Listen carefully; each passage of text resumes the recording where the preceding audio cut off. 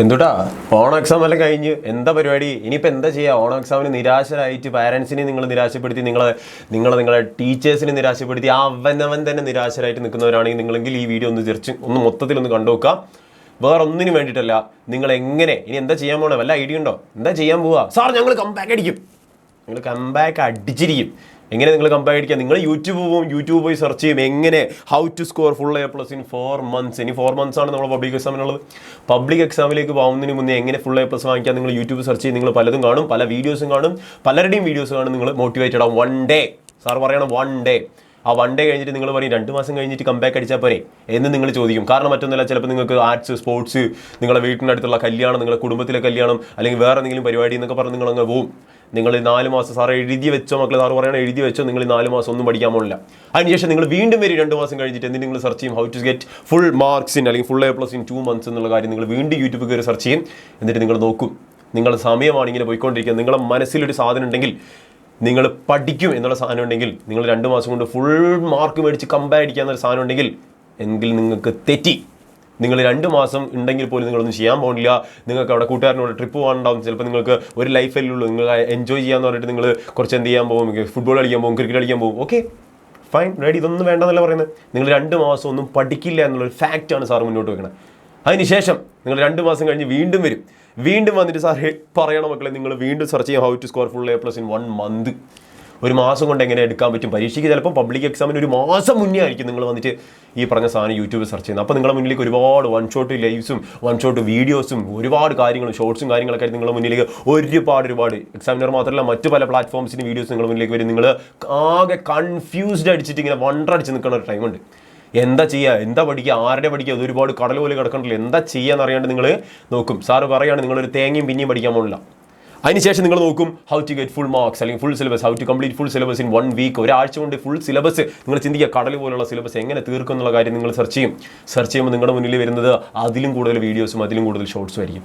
അപ്പോൾ നിങ്ങൾ ഇങ്ങനെ കൺഫ്യൂസ്ഡ് ആവും. ഞാൻ ടെക്സ്റ്റ് ബുക്ക് വായിക്കണോ, യൂട്യൂബിൽ വീഡിയോ കാണണോ, കൺഫ്യൂസ്ഡ് അടിച്ച് നിൽക്കണ ടൈമുണ്ട്. ആ ടൈമിൽ നിങ്ങൾ പാളിപ്പോവും. നിങ്ങൾക്ക് പരീക്ഷയ്ക്ക് മാർക്ക് മേടിക്കാൻ പറ്റാത്തൊരു നിൽക്കുന്നൊരു കണ്ടീഷനിലേക്ക് നിങ്ങൾ എത്തിപ്പോവും. ആകെ ടെൻഷൻ അടിച്ചിട്ട് 1 week ഉണ്ടല്ലോ, ഒരാഴ്ച ഉണ്ടല്ലോ, അവിടെയും നിങ്ങൾ അങ്ങനെ ചിന്തിക്കുകയാണെങ്കിൽ തലേന്ന് പഠിക്കുക എന്നുള്ളൊരു മൈൻഡ് സെറ്റാണ് നിങ്ങളുടെ ഉള്ളിലെങ്കിൽ തലേന്ന് വന്നിട്ട് 1 shot ലൈവുകൾ കാണാം, അങ്ങനെയാണെങ്കിൽ നമുക്ക് മാർക്ക് മേടിക്കാം എന്നുള്ളൊരു മൈൻഡ് സെറ്റാണ് നിങ്ങളുടെ ഉള്ളിലെങ്കിൽ നിങ്ങൾ തോറ്റു. നിങ്ങൾക്ക് പരീക്ഷയ്ക്ക് മാർക്ക് കിട്ടില്ല, ഞാനാ പറയണേ.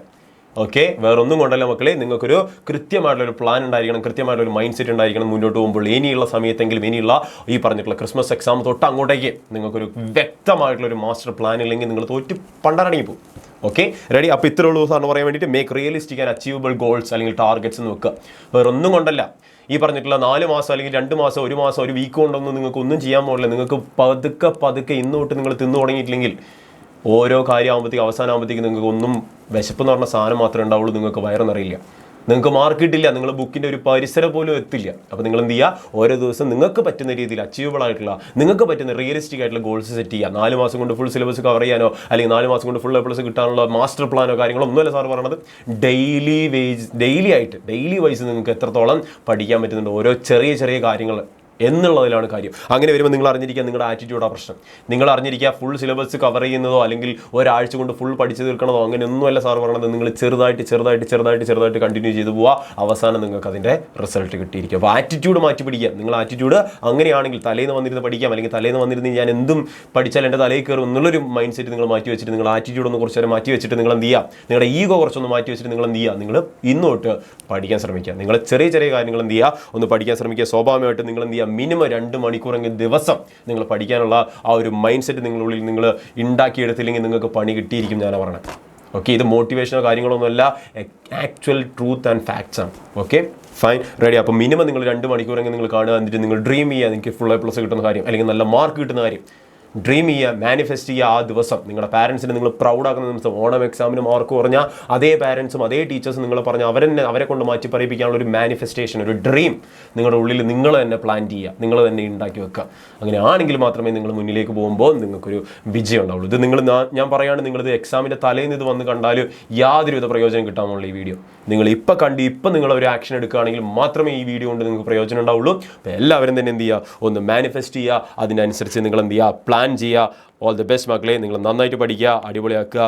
വേറൊന്നുമില്ല, ഇത് മോട്ടിവേഷനോ കാര്യങ്ങളൊന്നുമല്ല. നിങ്ങൾക്ക് പേടിയോ കാര്യങ്ങളൊക്കെ ഉണ്ടെങ്കിൽ നിങ്ങൾക്ക് ബാച്ചിൽ ജോയിൻ ചെയ്ത് പഠിക്കാൻ താല്പര്യമുണ്ടെങ്കിൽ ബാച്ചിൽ ജോയിൻ ചെയ്ത് പഠിക്കാം. That is your choice. അപ്പോൾ നിങ്ങൾ ബാച്ചിൽ ജോയിൻ ചെയ്ത് പഠിക്കാം മക്കളെ. താഴെ കാണുന്ന ഒരു നമ്പറിൽ നിങ്ങൾക്ക് ജോയിൻ ചെയ്യാവുന്നതാണ് പേടി ഉണ്ടെങ്കിൽ.